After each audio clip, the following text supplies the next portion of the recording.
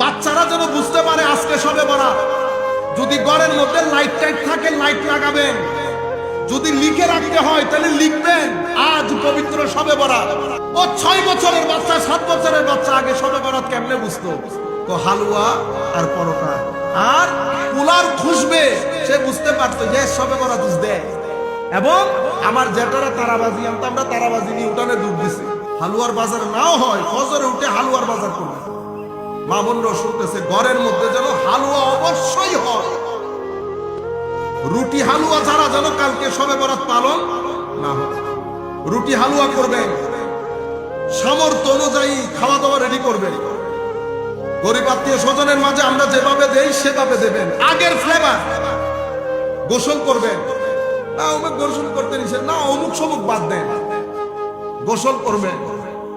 তওবার নামাজের মাধ্যমে সবে বরাতের যাত্রা শুরু করব।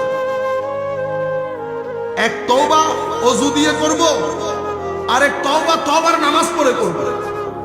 সূত্র শুরু করব পানির তওবা আর নামাজের তওবা দিয়ে। গোসল করবেন, তার আগে ঘর দুয়ার সুন্দর করবেন। বাচ্চারা যেন বুঝতে পারে আজকে সবে বরাত। যদি ঘরের মধ্যে লাইট টাইট থাকে লাইট লাগাবেন, যদি লিখে রাখতে হয় তাহলে লিখবেন আজ পবিত্র সবে বরাত। সময়ের নার বুঝেন, ডিমান্ড বুঝেন। ইংল্যান্ড আমেরিকার মধ্যে তারা কি ধর্মকর্ম কিছু বুঝে? কিচ্ছু বুঝে না। কিন্তু ডিসেম্বর মাস আসলে পুরা মাস ব্যাপী তারা স্কুলের মধ্যে ছেলেদেরকে ঈসা আলাইহিস সালাম, মরিয়ম আলাইহিস সালাম পুরা কাহিনীগুলা পড়ায়। প্রত্যেক বাচ্চাকে জিজ্ঞেস করেন, সব নামগুলা বলবে কাহিনী সহ। আমাদের ছেলেদেরকে জিজ্ঞেস করেন, ফাঁক পঞ্জাতন বলতেও পারবে না। আপনারা বুঝতে পেরেছেন? সময়ের স্ট্র্যাটেজি থাকে, জামানার কিছু ডিমান্ড থাকে।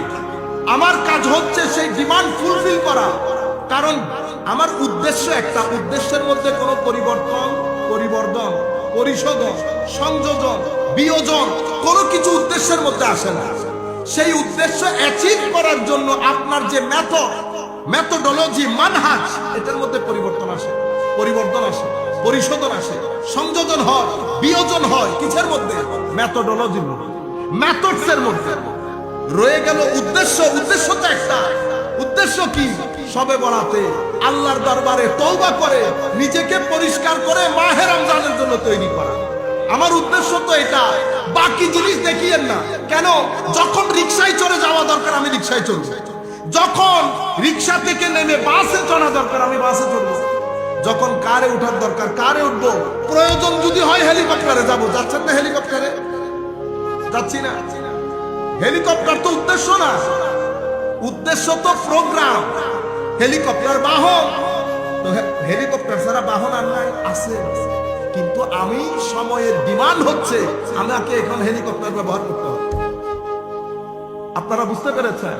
সুতরাং সময় যত পরিবর্তন হবে তত আপনার মেথডের মধ্যে, মেথোডোলজির মধ্যে আপনি পরিবর্তন আনবেন। আপনাদের লেখা পড়া সবকিছুর মধ্যে প্রত্যেকদিন পরিবর্তন হচ্ছে না? তো কেউ কি এখন 2 2 5 বলে? ও 2 2 4 টা থাকবে, কখন ডাকপারিও থাকবে। লেখাপড়ার জায়গার মধ্যে থাকবে, মেথডস পরিবর্তন হবে, মেথোডোলজি পরিবর্তন হবে। আপনারা বুঝতে পেরেছেন? সুতরাং টার্গেট তো একটা, কিন্তু ডিমান্ড পরিবর্তন, সময়ের ডিমান্ড পরিবর্তন হচ্ছে। আমরা বাচ্চাদের মধ্যে সবে বরাত আগে আমাদের বাপদাদারা কি করতো? বাজি আনতো না? বাজি আমরা 6-7 বছর যে বলা সবে বরাত বুঝবে। আমার ভিতরে সবে বরাত ঢুকাইলো কে? বাজি।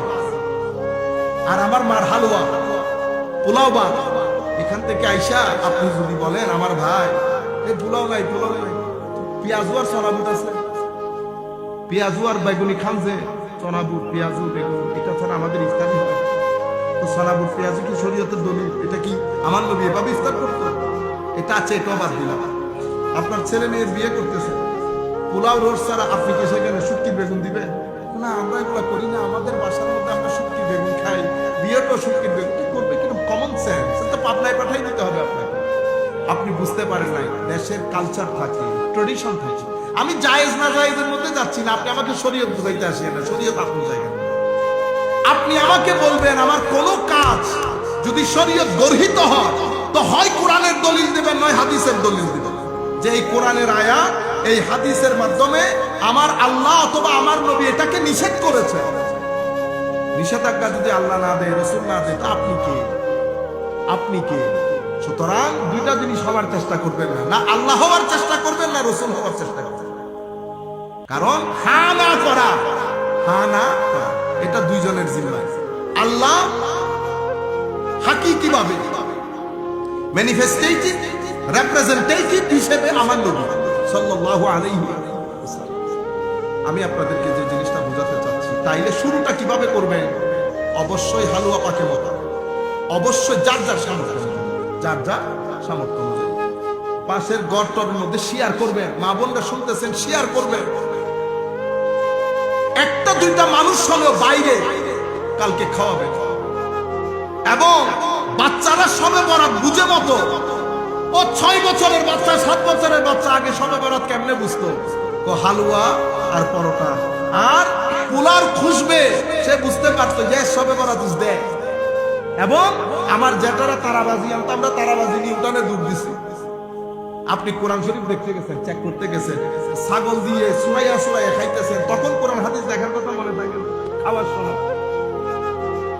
পুরা ছাগল একটারে বসাই দিছে, বাসমতি চাউলের বিরিয়ানি, হ্যাঁ কাচ্ছি, এটা খাওয়ার সময় আপনার মামে ছিল না শরীয়তের মধ্যে? এটা জায়েজ আছে কিনা?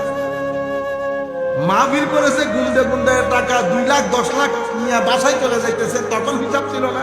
এটা শরীয়তের মধ্যে জায়েজ আছে কিনা? মানুষগুলোকে কেন ডিস্টার্ব করে? শরীয়তের মধ্যে জায়েজ না জায়েজ 1300 বছরের উলামায়ে কেরামের বুঝে আসে না। সম্মানিত, প্রত্যেক দেশের কালচার থাকে, ট্রেডিশন থাকে, প্রত্যেক দেশের নিজস্ব একটা স্বকীয়তা থাকে। আমার নবী সাল্লাল্লাহু আলাইহি ওয়াসাল্লাম যখন শরীয়তের ফাউন্ডেশন দিচ্ছেন, নবী সাল্লাল্লাহু আলাইহি ওয়াসাল্লাম, তা আমার নবী কি মদিনা শরীফের সমস্ত কালচার ট্রেডিশন তুলে সমুদ্রে নিক্ষেপ করেছেন? না।